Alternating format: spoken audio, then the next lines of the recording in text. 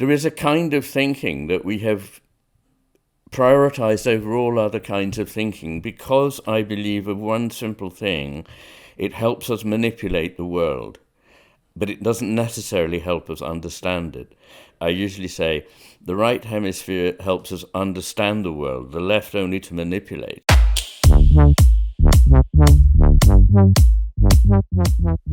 Today we welcome psychiatrist and author Iain McGilchrist to the show. Wow, what an episode.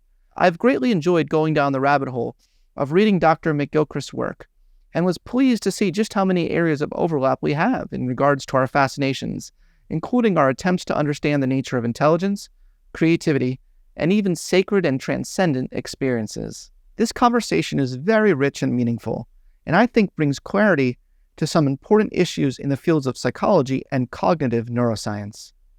So without further ado, I bring you Dr. Iain McGilchrist. Iain McGilchrist, wow, it's such an honor to have you on the Psychology Podcast. Well, it's just a delight to be here. Thank you for asking me. We have so many areas of mutual interest, as I realize more and more as I go down the rabbit hole that is your large body of work. I think to myself, wow, I want to talk to him about that. Well, I want to talk to him about that. Well, I want to talk to him about that. But I always like to find out the genesis of people's work and their ideas, and I did kind of go down a rabbit hole of your life, and you really are hard to fit into any particular box. That is very true. You've said that before, and that is true. Yes. So you started off in philosophy, you started off in literature and the humanities. Is that correct? Yes. I mean, I've always been equally attracted to science and the humanities, and at school I started in science and specialized later in humanities. Then I went to Oxford to do philosophy and theology, ended up reading literary studies, English literature mainly, and then I got a fellowship which allowed me to range back into philosophy, which has always been my big interest. Where were you in your life in 1982 when you published your book Against Criticism, which I read? By the way. Yeah. Oh, did you? Did you preparation really? For this. Well, yes, because I see lots of linkages with your current work. That's unbelievable. That's so... Yeah. I don't think any of my interviewers has ever done that. No, I bet they haven't. I wanted to step up. Apart from anything else, it's extremely difficult to find a copy of the book anymore. And people say, why don't you republish it? And I guess one day I will, but I just didn't want it to come out and then people go, have you seen the latest thing Iain McGilchrist written? It's something I wrote in my 20s. So I wrote it 20s, between the ages of 22 to 27 or something like that, and I was 28, 29 when the book came out. Yeah, I can't help but notice linkages between things you wrote in there and things you wrote even in your most recent book. You know, going up to the matter with things. You say I'm quoting you from Against Criticism in 1982. You ready for this? Yeah. Okay. Good. You might not remember this. You say, the understanding of any one thing requires an understanding of the whole of which it is a part. Now, look, that seems to capture a lot of your interest in the left and right brain sort of asymmetry, right? It does. I mean, it led there by a very, circuitous path. But then I believe that somewhere I use this image of, climbing the mountain. You have to go round and round before you get to the top. You can't just go straight up. And I just see this as being a very important issue throughout. And at school, I already thought, somehow the whole is not the same as the sum of the parts. And, wise guys would say to me, okay, so what's this extra something then that you put in? And I didn't think of saying then, it's not that something needs to be put in, it's that something has been taken out in the process of disassembling it. If you disassemble anything, it's lost its structure, and the structure, the form, may be the meaning. In a piece of music, it's very obvious, but also in poetry. Yeah, and I love that you bring in Gestalt psychology. That was a major principle of Gestalt psychology, is the idea that perception is greater than the sum of the parts. And while we have this divided brain, we do have the corpus callosum that tries to give us some sort of Gestalt perception, right? Yes, yes. I mean, you can imagine one of the things that I had to deal with early on when I found more and more interesting themes that had been my interest before I studied medicine. Because I came to medicine, started studying it at the age of 28. So, and in this country, that's unusual. That's like 10 years too old. And my colleagues were, fresh out of school, going, "Oh, it was so brave of you to do this, like, 1 foot in the grave." But I knew what they meant. It's a very, very long haul, and it took me 14 years to get to be a consultant psychiatrist. So, yeah, why am I telling you that? I mean, just that when I got interested in hemisphere difference, and in my medical training, I started asking myself questions, and these were often prompted by clinical phenomena. The thing I had to face down was that everybody said, "Don't touch this topic. Everybody knows it's been debunked. It's just pop psychology. It's all, etc., etc." Now, the fact is that, yes, almost everything that was said back in the day was wrong. But it doesn't mean that there is no difference. And I wanted to know what that difference was. The sure as hell is difference. And it's just knowing what that difference is. So I get frustrated. And this is how we first met, was that you published a piece saying, right and left hemispheres, this is all, junk, which is true. The old stuff was. I didn't say that. But I didn't say it's all junk. Well, okay, but roughly, I paraphrase. But I wanted I just so want people to get beyond this, because there's such an interesting, I believe, path to learn about genuine differences between the two hemispheres. Absolutely. Let's double click there a second on how our paths crossed. Yeah. So that our audience can understand. I was put in an arena to debate when I didn't sign up for it. I was tricked. I was tricked to go in a boxing ring. In my original article 10 years ago in Scientific American, did not mention your name whatsoever, and it was not directed at you whatsoever. It was directed at pop crap, Yeah. And then they put it as though like Ian responds to me. It's like, wait a minute, I never was saying anything about Ian. I love his work. It's just fascinating how these things happen, and but here we are. Yeah. Well, to be honest, I was set up in just the same way. It was like, but Scott says this about what you're writing about. What do you think? So anyway, there we are. The great thing is, as so often, something you don't think is good leads to something that is, and this is an example. It is. It really is an example. It really gave me a great opportunity to go down this very deep rabbit hole that is your work and life. And I spent my whole vacation in Santa Barbara reading your work. That was my vacation. But I must say it's very, very rich. It's very at moments profound, and in line with a lot of my own sort of deep interests in intuition and imagination and intelligence. Right. So these are three words we're going to talk about a lot today. Let's just let's have like a conversation, not like a formal interview, but a conversation. Sure. Just like stepping back a moment for our listeners who haven't read all the million pages you've written.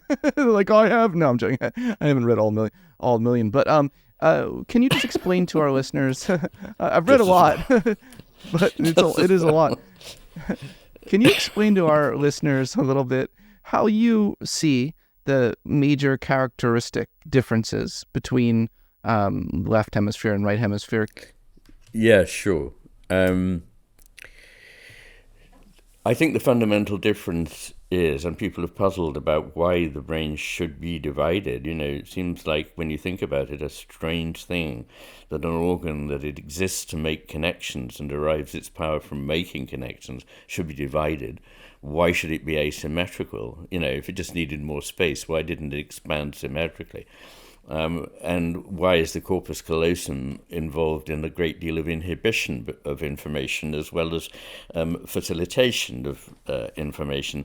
So, these are unanswered questions. And one way of approaching this is through what I believe is the most coherent evolutionary explanation of why this should be. It's because all living creatures have to solve the problem of essentially how to eat without being eaten. In order to get stuff, either food or a tool or a twig to build a nest or whatever it is, to manipulate the world to help us survive, we need to be able to pay, minutely scrupulous attention to a detail of something so that we can quickly and precisely get it. But if it's the only kind of attention you pay, you don't survive, because you also need at the same time, which is a very difficult trick, to pay a completely different kind of attention to the world, which is wide open and sustained and broad and cohesive and integrating and vigilant. And the only way that actually you can do this is by having two sufficiently separate neuronal masses that they can attend to the world in two different ways at the same time. And what these two kinds of attention, the very narrowly focused, targeted attention, something you already know you want to get and grab, and the broad open attention that is agnostic about what it may find, is interested to see what there is going on around. The difference is that they create two phenomenological worlds. I just want to say, I don't think you'll find a neurologist anywhere who would deny that the hemispheres attend in different ways. This is fundamental, and you see it when somebody has a right hemisphere stroke. They get this pathological narrowing of the window of attention. But equally, attention is pretty important, and it took me a while to see this, that attention isn't just another cognitive function. Attention is how we construct the world we experience, the phenomenological world. How we attend and what we attend to, or choose not to, changes what we see the world to be and what we find there. And so what these two worlds look like, in a very brief sketch, is the world of the left hemisphere, unsurprisingly, consists of little pieces of stuff that we already know what it is. It's familiar, it's isolated, it's static so that we can quickly grab it and pick it up. It's taken out of context, it's explicit, it's abstract, it's general in nature, and effectively inanimate. And the right hemisphere sees a quite different world in which nothing is ultimately certain. Things have degrees of familiarity. But as Ramachandran says, it's the anomaly detector and the devil's advocate. It's the one that goes, it could be something else. So it never sees anything as finally certain or finally separate from anything else. Everything is connected, nor is it static. It's flowing and changing all the time. It takes in the implicit. That means that in terms of human psychology, it is the right hemisphere, more than the left, that enables us to read between the lines, to see the meaning of what is not being said as well as what is being said, to realize the implicit meaning in things like metaphors, poetry, irony, which can completely reverse the meaning of a statement, or sarcasm, but also, poetry, drama, narrative, music, all these things. So all that relies on a meaning that cannot necessarily be simply put into words that, make the sort of sense that you'd get from reading a science textbook. And this world is basically an animate world. And people think I'm just saying that in some kind of metaphorical way, but I'm not. If you using TMS, if you suppress the right hemisphere, people will see things and people that they would normally consider to be alive as no longer alive. They would see them as mechanical or zombie-like. Whereas if you suppress the left hemisphere, they may see things that ordinarily they would think of as inanimate, as having animacy, like the sun moving across the sky. So it is very interesting, these differences. And there are two, I'll just sign off with these two little things that separate the way the two hemispheres work. One is that one of these hemispheres, namely the right, is involved in producing the very presence of something. And it so quickly in our minds becomes a representation of that thing that we often are not aware of this. It's only when we begin meditating or doing mindfulness or are lost in thought in front of a work of art or a beautiful landscape or whatever, that we notice something that is actually kind of really there, the sense of being there, not being off in your head, commenting on it and turning it in. Oh yeah, I've got it. It's a picturesque landscape. Yeah, I know about those. But instead actually just being there and feeling the landscape. So in the right hemisphere, you've got what Heidegger would call presencing of the world. In the left, you've got representation of the world. And the other thing, which is just fun, is that the left hemisphere is ridiculously over-optimistic. I mean, it's so in denial about anything bad that a person with a right hemisphere stroke who's got a paralyzed left side of the body will completely deny there's anything wrong with it. Even though they can't move it, they'll say, there, I just moved it. I mean, it is so bad. Whereas the right hemisphere is slightly on the downside about itself. Where the left hemisphere has extreme high self-esteem, the right hemisphere has sort of kind of slightly lower self-esteem, but it's more realistic. It's closer to reality. Yeah, well, they say depressed people are more realistic than not depressed people. Exactly. You said so many things that I want to respond to. Let me start with the last thing you mentioned. Now, there is this really fascinating work by Richard Davidson and colleagues showing that the left hemisphere is the seat of happiness, or the to put in pop language. But this relates very much to what you're talking about right now. It seems to be that there is a correlation between left hemisphere activation and happiness, or feeling a general sense of well-being and things of that nature. Do you think that contributes to a richer, sort of more fully alive experience, even if it's not necessarily happier? It's a very good question, and I think the answer is yes. So I think one has to distinguish between sort of cheerfulness and sort of brute happiness, which almost anybody can have if they just don't think too much or feel too much. And the kind of connectivity that comes from leading a fulfilling life in which one is inevitably involved in the suffering of the world and in existential questions. But there's no doubt that to be involved in that, although superficially it seems to be something negative, is actually the way in which we grow, I think, intellectually, emotionally, and spiritually. So the answer to your question is basically yes.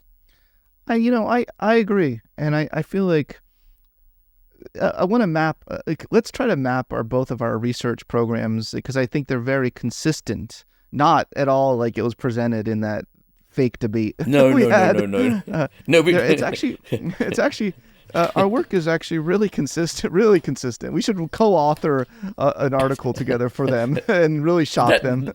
That would be great. It would really shock them. Because I'm obsessed with the default mode brain network, because I think that network offers us the core of human experience of what it means to be really human. And I think you're obsessed with the right hemisphere because of for the same reason. I could be wrong. But I think that so I went in and I looked deeper into for instance, our Nature paper looking at the different brain networks across creative time, and I re-examined it, and I noticed that there were preferential right hemisphere activations in the default mode network. When we talked about the default mode network, it was right hemisphere preferentially. Now, we didn't originally set out to test that, so don't quote me on that as a statistically significant effect, because that wasn't our, we didn't have the methodology to specifically look, but I noticed a trend. So I think that in a lot of ways, just at a more higher level, conceptual level, I think me and you really feel as though a lot of our discussions about human cognition and the brain really focuses on this kind of abstract intelligence. and leaves out the experiential, what it means to really be and feel human, the quality of humanity, and the richness of humanity. So I'm going to take a pause there, but do you generally in the main agree with that both of us are actually quite aligned in that way? I'm sure we are. The thing is that there is a kind of thinking that we have prioritized over all other kinds of thinking because I believe of one simple thing: it helps us manipulate the world, but it doesn't necessarily help us understand it. And if you want a kind of crude soundbite, I usually say the right hemisphere helps us understand the world, the left only to manipulate it. And I suppose what we're both trying to do is to say that there is far, far more going on in our brains than the bit that we're aware of. And, somebody somewhere, and I quote it largely because it's so hilarious, with deadpan precision says 99.44% of all that we are at some level aware of is not in our center of our consciousness. And so, it's that other bit that is so fascinating. And I think intuition, imagination, these things are very, very important. But I would also say that doesn't, for me, and I'm sure it doesn't for you, mean any disrespect to either science or reason. My work is based very largely on both, particularly on being able to reason, I hope.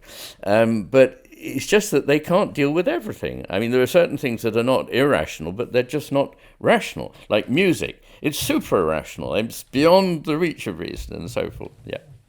Oh boy, I this might be a big stretch, but in your 1982 book Against Criticism, you actually the main point of that book is that you disparage analytical criticism, so any form of criticism that's based on absolutes. And you have a quote where you say the only application of abstraction is the rejection of abstraction. You actually reject abstract intelligence as the predominant view of criticism in that book. It just seems so linked. It just seems so linked to your modern day thinking. Is that too much of a stretch? Am I being crazy here in my connection? Not at all. No. I mean, I think that's exactly right. I mean, of course, what it doesn't mean is that I think there's no value in analysis. And in fact, oddly enough, I use analysis, for example, in the part of the book where I discuss Wordsworth. I do a lot of stuff based on the frequency of certain expressions and so on, which is analytic. But I suppose I'm always worried by a process that ends in analysis because it's just taken everything apart and it's just lost the structure, the form, the implicit. And what I realized about works of art is that they must remain implicit in just the way that a joke must remain implicit. Once you've explained it, it no longer has any power. It just falls completely flat. And the difficulty is that if you paraphrase a poem, there's only so many things that people are going to write poems about. The tragedy of love, the awareness of mortality, whatever it may be. But and if you do this process of just analyzing what's there, you come up with the same, handful of dust, basically. You've just destroyed something that could, move you more than anything you've ever read and speak to you deeply in your soul. And you've just turned it into a heap of trite words. And so what I was really saying is it's the decontextualizing and the making explicit of what needs to remain implicit that it is the danger. And that so much depends on context. Context changes everything. Let's take a step back a second, and can we talk about, actually not to take a step back, let's jump into the fray of the field of human intelligence for a moment. Okay. Because this is where I started my career. Have you heard of the psychometrician at Cambridge, Nicholas McIntosh? Does that name ring a bell at all? Yes, it does. He was my mentor studying IQ and intelligence, and right. In fact, you and him, if I close my eyes, he's from Scotland. If I close my eyes, you actually sound, you guys sound similar. But anyway, that might be Must be a gene there somewhere. Yeah, yes. something. Now, even the cadence of speaking, he's very careful and deliberate about the way he speaks. I always appreciated that, and I appreciate that about you. If we look at the rich research on intelligence and IQ, a big part of my dissertation was my annoyance at our and even the field of psychology's obsessive focus on abstract intelligence, as measured by like Raven's advanced progressive matrices test. So I thought to myself, and this is my theory of dual process intelligence. So I developed a theory of dual process intelligence that argues we should just call that explicit intelligence, but we have a whole rich, vibrant, implicit intelligence, and found a zero correlation between that capacity and IQ capacity. Well, that's interesting. Yeah, I mean, obviously you know far more about this than I do, although I wrote about, I have a chapter on each of emotional and social intelligence and cognitive intelligence, roughly speaking, IQ. Yeah. But I would have thought, or what I have found from my researches in the area, but correct me if I'm wrong, is that a lot of the important intelligence of scientists and mathematicians, as much as artists, comes from an intuitive ability. That if they lack the intuitive ability, they can plod on in science, holding down a good job and being respected and so on, but they're not going to really be those high-flying ones that make the important breakthroughs. When you come to look at their experience, and I take a lot of them in the book, in The Matter with Things, and look at their stories, I mean, there's just so many times in which it becomes clear that they are guided by intuition, by gestalt forms, by even a sense of the beauty of what they're discovering, more than they are by simply following a sort of analytic, procedural way of thinking. So I think I would have thought that it was a sign of high intelligence, whichever way you work, that people who, I mean, I often say that people who use their intuitions well are people who know how to reason well, and people who reason well are people who have good intuitions. So I think you need them both. I'm rather sorry to hear that you found that intuitive intelligence, if that's really what we're talking about, was not related to intelligence, because my strong hunch is that it is, and I think I quote some research that suggests that it is, in fact. No, there's a 0.5 correlation for sure between the personality domain openness to experience and IQ tests. So that is true in the main, but that is only a 0.5 correlation, and what you find is these things can break out off in various fascinating ways when you do regression. You control for one for the other, So you're right. We're talking about different levels of analysis, but also we didn't have any Einsteins in our sample, and I think it's interesting to think through. And I think is the point you're making. And you argue this in your chapter, your very long chapter on creativity. You argue there might be something really fundamentally and qualitatively different between, not just quantitatively but qualitative, between those who are fundamentally reorganizing a whole domain, a whole field of knowledge, and they might bring their intuition more to bear than, when we talk about creative achievement in the general population is all I'm talking about. So that's interesting. Yes, absolutely right. I mean, what I wanted to draw attention to is that when you come to look at creativity research carefully, what you find is that different patterns of activation are associated with different levels of creativity. So the very highly creative use their brains differently from the only moderately creative or the not very creative at all. And the other thing is that the patterns you're looking for must be tested for by something that is truly creative. And often in research, because it's so hard to set up a situation in which people are going to be creative, and because it's easier to measure lots of other proxies for it, what you often end up with is not really asking them to do a profoundly creative thing, but instead to do something rather more pedestrian. And this muddies the waters, I think, because what seems to be clear is that when the task is highly creative and when the person is highly creative, there is this very strong effect of right hemisphere preponderance. But it can become reversed as you go down, so that people who are not so creatively gifted tend to use a sort of second best mode, which is a more analytic approach, to do it with a sort of rationalistic thing, well, let's try this, and so on. And I would quote Anna Svard, who's a mathematician, on her research on mathematicians. She interviewed many mathematicians and also tested children that were either mathematically gifted or not. And she noticed that they approach problems in two different ways. The real mathematicians, the gifted mathematicians, described always this sense of not knowing until an aha moment came, and then those aha moments were more right than the less gifted who'd plodded along an analytic path and felt a different thing, that they were getting closer and warmer as they went along the path. But unfortunately, often the conclusions they came to were not as good as those who had been able to do this in a more intuitive way. So I think one maybe useful way of approaching this is to realize, so the personality domain openness to experience has various components to it. You have intellectual curiosity, which we found out-predicted IQ when it came to creative achievement. So I'm not saying the intellect was not important, but it was important to distinguish between IQ test performance and intellectual curiosity. Those two things were only correlated 0.50.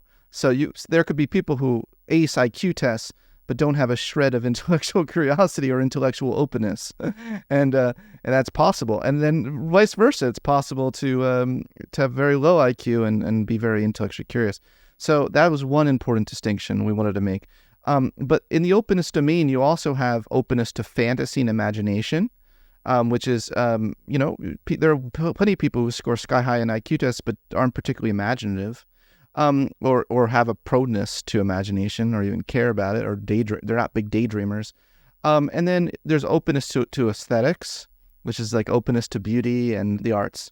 And then there's openness to emotions, which is a real deep openness to your emotional world. So I think it's important in this discussion to kind of break.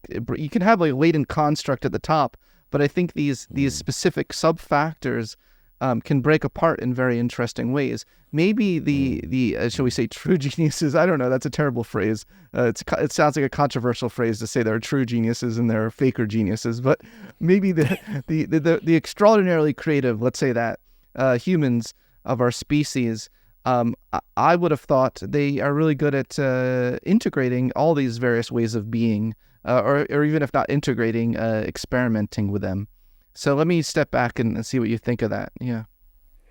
Yes, I mean, immediately thinking of this from a perspective of hemisphere theory, one of the distinctions between the hemispheres is that the right hemisphere seems to be able to use what the left hemisphere knows as well and take it into account. But the left hemisphere doesn't seem equivalently capable of taking into account what the right hemisphere knows. And it's also possible for the right hemisphere, under certain circumstances, to apply local attention just as effectively as the left hemisphere. But it's not possible for the left hemisphere to apply global attention as effectively as the right. And I talk about that in the book. So in the sense of bringing these things together, it probably is going to be the right hemisphere that's better at doing them.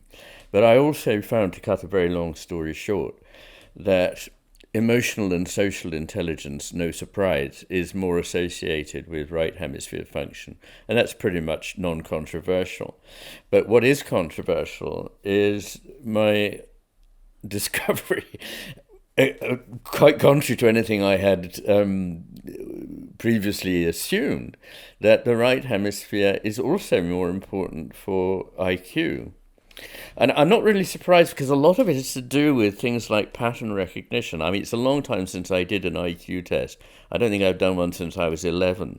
But I think there were things where you had to see what a series implied by looking at shapes and seeing which one was the odd one out or what was coming next and so on. That seems to me very Gestalt and right hemisphere sort of orientated. I might be wrong. Can I push back on that for a second? Yes. Yeah. Because all the most recent data I've seen on general intelligence, when you look at the common variance across various subtests, because if you do look at IQ subtests that are more visually loaded than verbal loaded, yes, you do find more right hemisphere activation.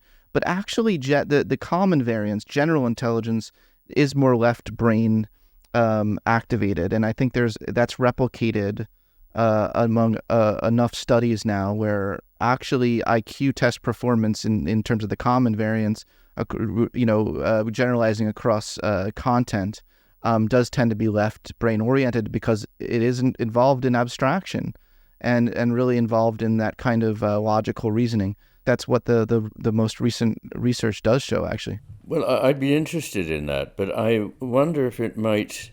I don't know how it was determined, but there are problems, as I point out, that when you look at what's active in a brain when it's, say, doing an IQ test or something, it's probably going to be loaded towards the left hemisphere, partly because the only way that one can often test things is going to involve some degree of articulation or verbalizing, and that is going to automatically bring in the left hemisphere.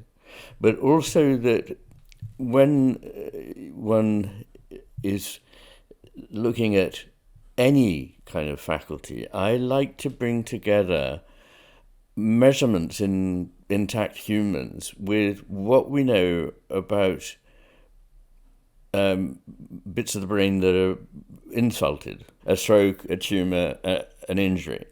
And what is really, really striking is that when you compare people who prior to one of these events had an IQ measured, and after the event their IQ was measured again, where there are substantial drops, the injury was almost always in the right hemisphere, not in the left. I mean, that's based on a study of 156 individuals who had that data and had an intervening injury. Now, I know you can argue the pros and cons of deficit literature, but you can also argue the pros and cons of every kind of imaging literature. And I think that bringing into the picture the deficit literature is quite important. I agree. We can bring in the deficit literature and give a complete counterexample to what you just said, though, and that's within the savant literature. I have been deep friends with a man called Daryl Treffert, who, may he rest in peace, passed away recently. He was the scientific advisor to the movie Rain Man, and he spent his whole life studying savants. And what you find with savants is that they tend to have very low IQs. So this is actually a counterexample to what you're talking about. They tend to have very low IQs, but they tend to display an extraordinary talent or ability that seems to become unlocked when you are more right hemisphere focused. Again, I think suggesting a important distinction between the kind of left hemisphere IQ, logical, abstractive performance necessary to score high in IQ tests, and the type of intelligence that is unlocked by the right hemisphere. I just think it's important to recognize that intelligence as a construct seems to be richer and deeper than just IQ test kind of Ravens kind of performance. I of course agree with that, but I'm not sure that I would accept that somehow contradicts what I was saying, because one of the other things I'm well aware of is that most cases of savant syndrome come on after some, I mean, they sometimes congenital, but in the cases where the blow, the injury is often to the left hemisphere, and that releases the right hemisphere to be, as it were, more intelligent in certain ways. And so I'm not sure that is a counterexample, and I'd just like to mention the research done by Snyder. Is it Alan Snyder? Alan Snyder, the 9-dot problem. The 9-dot problem. And, this is amazing because I know you know all of this, but what his research appears to show, which is the 9-dot problem, which is extremely difficult for anyone under normal circumstances to be able to solve within the time of the test allotted, it was unsolvable by people who had left hemisphere activity augmented and their right hemisphere activity suppressed, but was solved by a staggering 40% of those who had their right hemisphere activity augmented and their left hemisphere activity suppressed. This is, of course, using transcranial magnetic stimulation. So anyway, I'll just throw that into the pot. No, it's great. It's great. You're saying, and I agree with it, and what your examples show is that a lot of IQ test batteries, they miss out on creative insight. They're not that's not what they're measuring, No. There's a lot of cognitive processes relating to creativity and imagination and insight and metaphor and frame shifting that the right hemisphere contributes to, that is not tapped into by measures of general intelligence. Well, it is, and one of the things that we need drastically in this world is to stop mistrusting our intuitions all over the place. There are armies of psychologists making a fat living out of going around telling organizations that they shouldn't trust their intuitions. But actually, a lot of the mess we're in now is because we've consistently failed to honor our intuitions for rather a long time. And yes. If we actually did respect our intuitions, they're fallible, of course, but then so is merely looking at the world logically, infallible at times, but it's not a reason for not using it. Because intuition, you can bring together subtly various strands of thought and reasoning and experience and so on, and come to a conclusion which is subtler than anything that would happen if you linearly argued. I love that. Yeah, I'm right there with you. And there is a tyranny of language, that the left hemisphere contributes to with creative thinking, because I've seen some really cool research showing that the right hemisphere is important for accessing non-dominant meanings of words and unusual associations. And the whole idea of remote associations, there's a test called the remote associations test. And the left hemisphere gets in the way of that, because when I say how many uses of a brick are there, if I say, what's the use of a table, your left hemisphere wants to give you kind of the most obvious answer, and if you can just get rid of that, then you can access a whole depth of unusual associations. Well, remote associations are certainly a part of creativity, though not obviously the full story. And as you know, the right hemisphere is much better at making these imaginatively remote associations. So. Yeah, it's so, mapping on the network approach to the left brain, right brain approach. You got me thinking about it in such a deeper way than I ever have before. How these two they're just different levels of analysis. They're not. They're both probably saying the same thing. They're just different levels of analysis. I've been arguing against the tyranny of the executive attention network, where you've been arguing against the tyranny of the left hemisphere. But conceptually, I feel like we're both bothered by the same thing. I think that's right. Yeah, no, there's a lot of overlap. Here we go. You ready for this question? What is truth? Yes. What is truth? No. But and that's a cheeky question, but I think that you kind of your work really does raise a lot of metaphysical questions about the nature of reality, and which half of the brain is really seeing reality clearer than the other. Yes.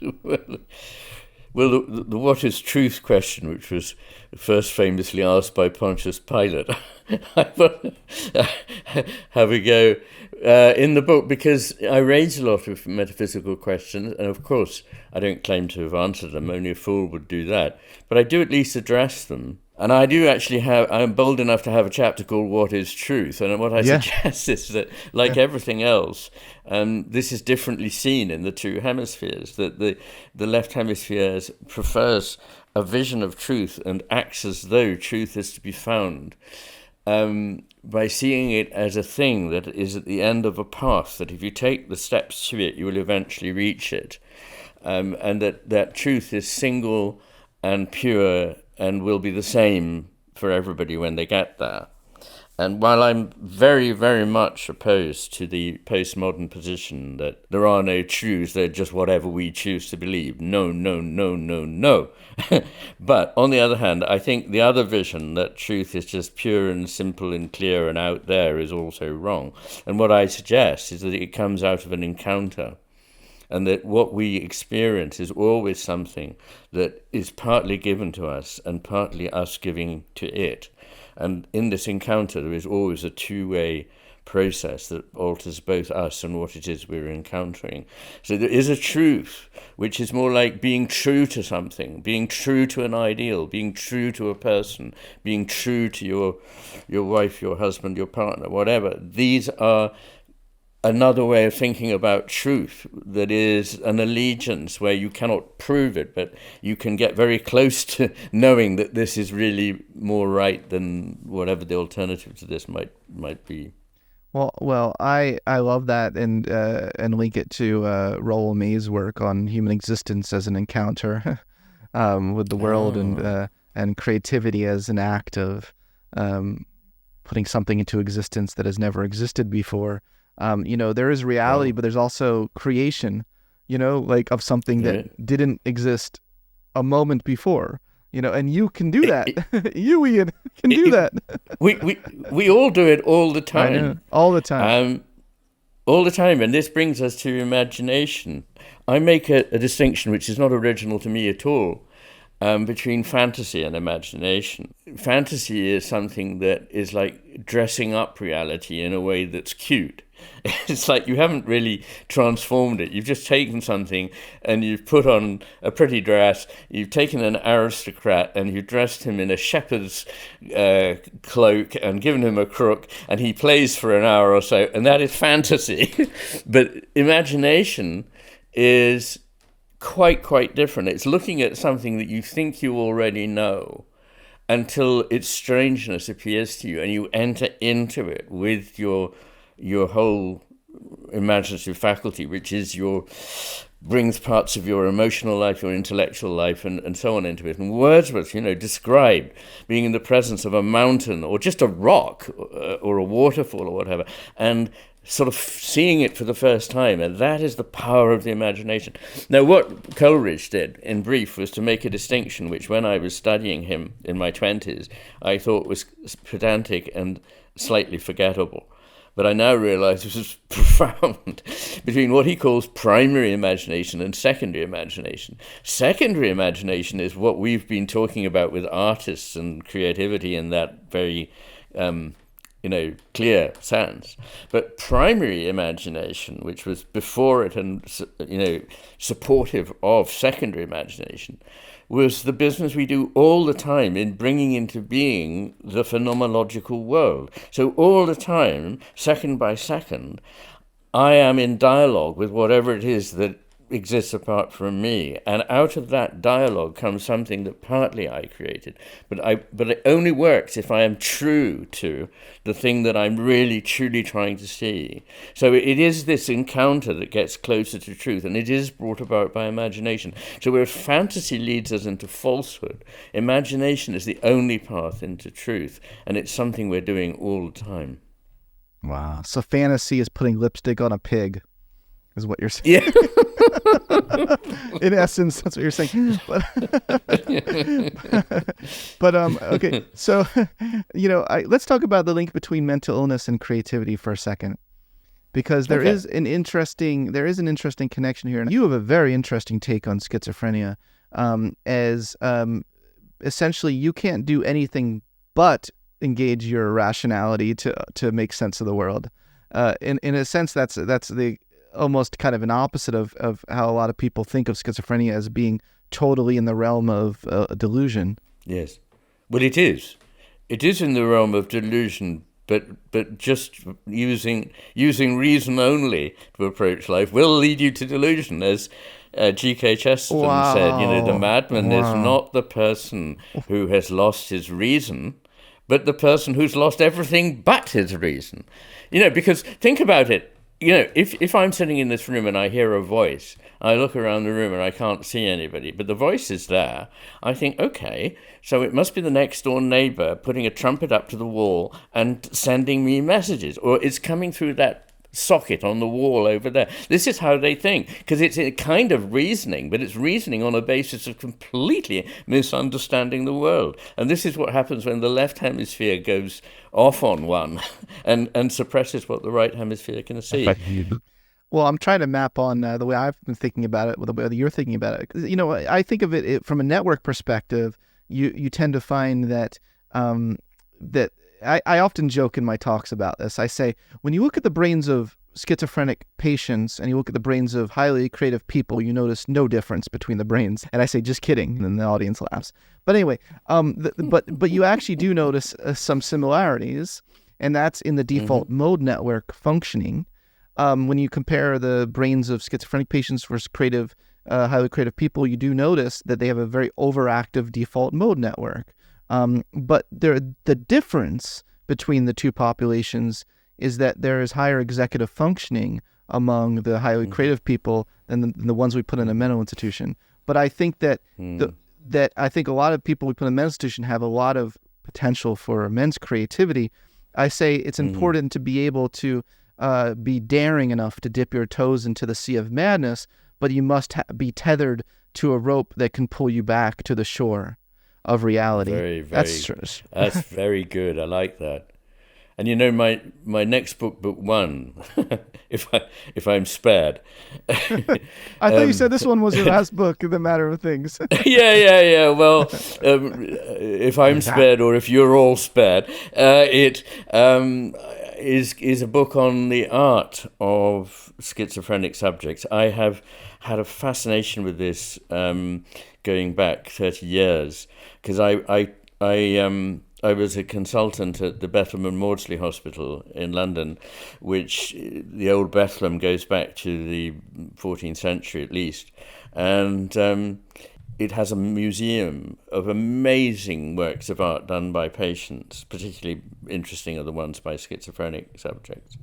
And I've collected ones of my own patients and studied it. But you're dead right. They have this capacity, particularly for that kind of creativity. Some of it is just bizarre. I don't know that any of it is profound, actually. I don't think that's really the point. But what it is, it's often very telling. It tells you something about their world, and I think it's just fascinating getting into that world. So fascinating, and yeah, a lot of it is our word salads and things. But a lot of our most creative thoughts, arise from that unconscious word, bizarre, dreamlike state, right? I actually sent a portion of your book to my colleague Colin DeYoung, who had argued, and he had a theory that during sleep we have dopamine production to the default mode network that causes us to have a rich imagination. But then I saw your work. I saw what you cited, that while we're sleeping, the right hemisphere is more active, and Yes. He argued that dopamine is projected to the right hemisphere during sleep, is what he argued. And anyway, I linked that to what you were arguing about very interesting. sleep, a sleep-like state. And it makes me think that, really creative people during their wakeful hours are able to enter more of a dreamlike state with consciousness there as well. Yes, absolutely. And, coming back to what you just said a minute ago, it's about being tethered enough. The trouble is that most of the time it is really word salad and it's not poetry. But if you take the example of Blake, Blake was almost certainly, nowadays he would be diagnosable. Poor man. And he'd be on, I don't know, olanzapine or something. But the thing is that he saw an angel in a tree in Peckham Rye. He saw God looking in at the window, the landing window in his house. He saw the ghost of a flea. So he was clearly in another realm. But he was also very tethered in his humanity. And so what happens is you get this utterly amazing poetry, which is... well, one of the great achievements of English literature. And some of it is a little dotty, I agree, but some of it is just outright genius, no question. And it's interesting that Christopher Smart, who was an 18th century poet who was very clearly schizophrenic, he did write some very interesting poetry. It's some of it was set to music by Benjamin Britten. But so anyway, sorry, off the point there, but not off the point. Or maybe at all. Nothing's off the point. No, nothing's off the point. That's the point. That's the point. You just summarized everything by saying nothing's off the point. The people who have low latent inhibition, meaning they are able to entertain associations between things that don't seem obviously relevant to a goal, tend to be higher in creative achievement. They're able to even entertain things so that's part of your genius, sir. Yeah. That's part of your genius. Oh, well, thank you. Bringing together, all of these different areas of your life that you've been interested in. When it comes of being pulled many different directions, and I just have seen patterns that cohere, and that's all I've tried to articulate. Let's end this interview talking about the sacred. I just feel like we'd be remiss not to discuss the sacred. The right hemisphere seems to be able to see the interconnectedness of all things in a way that the left hemisphere kind of inhibits, and that really does get us into the realm of the sacred and into the realm of peak experiences and profound, the most profound experiences of human existence, which you don't need to be on drugs to see, but drugs help. Certain drugs help with that. Well, no, I gather they do help some people, yeah. I had grave misgivings about writing a chapter on the sense of the sacred, but it is actually the longest chapter in the book and the last substantive chapter, and it's been pointed out to me by many people that it also could be a book on its own. But it cost me a lot of concern and hard work and tearing my hair and revising, because I wanted above all to do justice to something I think is very deep and that I think we're in danger of losing, the sense of the sacred. And I think it's very, very important that we rediscover it. I mean, people might say, well, we've got more pressing things to do, like, what do we do about climate change and so on. Of course, these are infinitely important, but actually we could solve these problems and not be a whit better if we remained the, I think, spiritually desolate people that we've become, selfish, obsessed with power and wealth, and neglectful of the things that really, really matter, which are oneness with others, oneness with nature, and oneness with the sacred or divine, or whatever you'd like to call it. So yes, I did stick my neck out and write about that. But in terms of hemispheres, what had occurred to me is that the dominance of the left hemisphere, both as an actual measurable thing in the EEG, that in the normal waking state most people are just slightly more predominantly active in the left hemisphere than the right. And of course the left hemisphere tends to dominate the right when given a chance to do so. But not only that, but in our culture, as I argue in the second half of The Master and His Emissary, we've moved towards a culture which seems to have lost whatever it is the right hemisphere can put us in touch with. But if you think about it, the left hemisphere wants something that is certain, that is out there and known, that is familiar, and what we're talking about here is the exact opposite, something that is never fully known, but is knowable in the sense that you can deeply sense something. It's like a work of art. You can never fully know it, but you are attracted by it, and you know there's something real there. And, so it's quite different, and it's asking you to suspend judgment, suspend the need for proof, the need for certainty, because there just are things that are not susceptible to this analysis. And if you don't understand that, then in a way I can't really help you. But it just seems the right hemisphere is much more able to attune itself to these things than the left. And for what it's worth, the neuroimaging suggests that most of the things that open us to that kind of a world, including mindfulness, meditation, and so on. These things have effects in both hemispheres. You can't just reduce it to one thing. But overall, the preponderance of the effects seem to be served by and to nourish the right hemisphere more than the left. Right. I think it's important to note that both the left hemisphere functions, the right hemisphere functions, they both have their benefits and disadvantages. I wouldn't want to live 24/7 in either hemisphere. At the exclusion of the other. No, I mean, the left hemisphere is essential, but as a servant, that's the important thing. If asked to do a job, it can do it, but if it thinks it knows everything, which it doesn't, then it becomes a problem. No, that's right. The point you're making is that there are some things that some of those profound human experiences can only come through direct experience and an opening to an encounter with the world. That's it. And it's, that quote of Einstein's, whether he ever said it or not, I don't know, but the rational mind is a useful servant. The intuitive mind is a precious gift. We live in a world which honors the servant but has forgotten the gift. Whether or not he put it in those words, I don't know, but it certainly is in keeping with many things he said about his own creative experiences in science. Yeah. I'm going to end this whole interview today by quoting the famous Iain McGilchrist. Okay, are you ready? Yeah. And I hope I get this quote right.